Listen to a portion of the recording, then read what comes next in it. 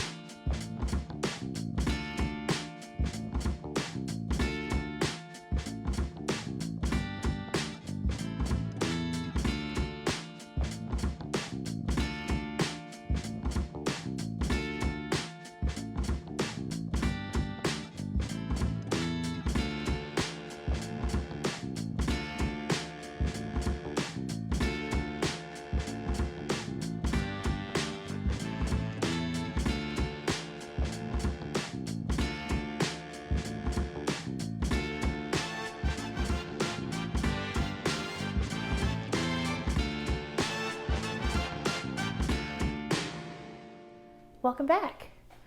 Okay, so first thing off the bat, I don't have the bag with me, and I'm going to tell you why. So basically, I was really underwhelmed when I received it. It's a beautiful bag, but you know when you buy a new handbag, you want to feel like that, I don't know, that magic feeling. You're super excited for it, and that you're imagining all these outfits and outings that you're going to go and use the bag with. And I had been looking at this certain bag. I wanted a saddle. It's been on my long-term wish list for a very long time, and I knew that I wanted it. I had never had the chance to try it in store though, and I think that's where I sort of made a mistake. There was a YouTuber that influenced me. Let me see if I can find her name. It is Maggie X Chew. She did sort of like a pro and con video, and I just loved like how she explained her rationale and like why she loved the bag, and she was very frank about some of the cons. And I should have, I guess, taken heed to those, because I think some of those cons are actually some of the reasons why I ended up not liking the bag. So I'm just looking down at my notes here. Okay, so the first thing that I had an issue with, it's the full size. I didn't get the mini, but it doesn't really hold that much. I don't consider it to be a mini bag. I consider it to be maybe a mid-size bag, and because of the odd shape that it has, it was just really hard to sort of finagle your items in there, and I don't really carry a lot, so I was just really surprised about that. Maggie did mention, she was just like, well, I don't fault a small bag for having a small capacity, but still, like, it's just absurd. I just felt like it's not a micro bag, so I feel like it should have held more than it should have. So that was sort of like one point against it.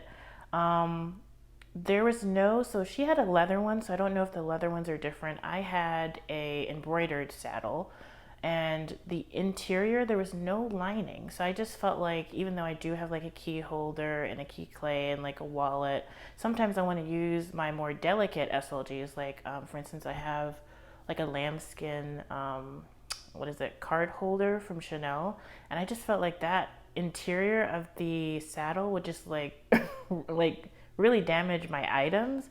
And I was surprised that the interior wasn't sort of like lined in a fabric or something else to make it more protective of your items. I mean, it is, for the price, it is a very luxurious item, but the interior to me seemed like they skimped on some of the materials that you need. So the interior was not to my liking. Let's see, the back pocket, I'm glad that it was there, but to me it was completely unusable.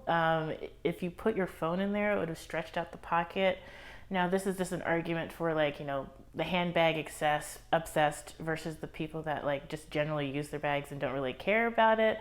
But like, I wanted to use that back pocket to fit my phone and need to have like just a bit of give in the back so that you're able to use it easily.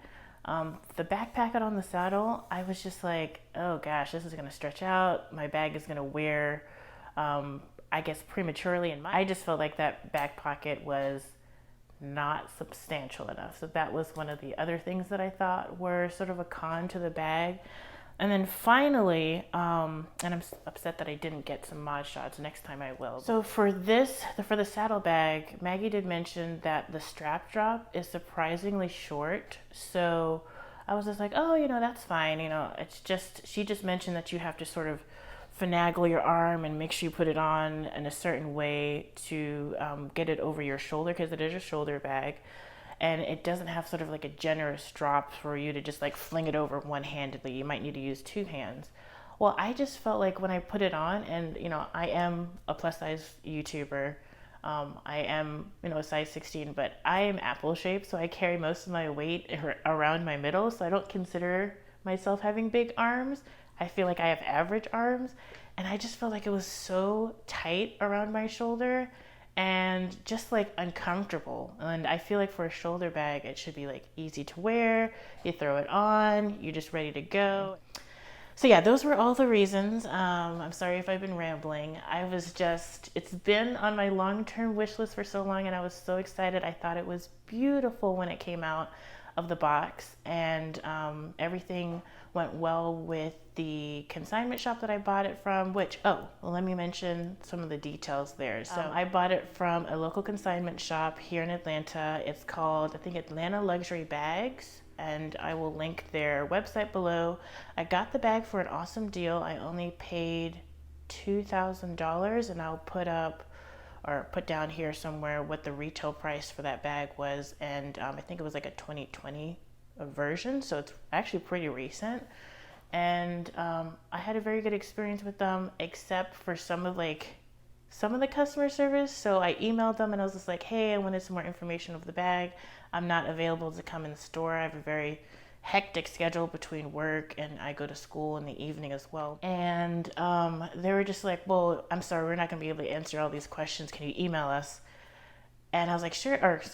Can you call us, actually? And I was like, sure, I'll call you. So I called and I was like, hey, I sent you a list of questions about the handbag, but you said you wanted me to call. So I was just wondering if you could answer those for me. And they're just like, what email and what questions? And we're going to have to write you back. And so like there was a miscommunication there. Other than that, shipping was really smooth. I did their layaway plan because I wanted to hold off on getting the bag shipped because I was moving, which happened a couple weeks ago. And the packaging was really lovely, as you can see from the video, and everything else was a smooth transaction. But yeah, maybe you have a better experience if you go in store. They have like a really good stock, and I know that they give, I think, like 10% off pretty frequently. You can just check on their Instagram. So that was a good experience. So yeah, but anyways. Oh, and I think they ship, if not worldwide, they ship throughout the US. So I think you can check out their site and see if there's anything that you like. But yeah, so that's why I unboxed it, and then I quickly decided to sell it to Fashion File to get another bag that's on my wish list, because I just didn't get that feeling, when you get a new bag, and then I was just like, I don't like this, I don't like that, and it just wasn't the right one, which is okay. Like, these are big purchases, and I feel like you need to make sure you're 100% in love with the item, and you're not just keeping it to, I guess, round out your collection, that each of your items has a purpose and that you're going to use it and enjoy it. Alrighty, well, that's enough of me rambling. Thank you for watching. Thank you to my 40 subscribers. I can't believe we're here. Like, I'm slowly but surely growing. If you like this video, please remember to like, comment, and subscribe. Bye.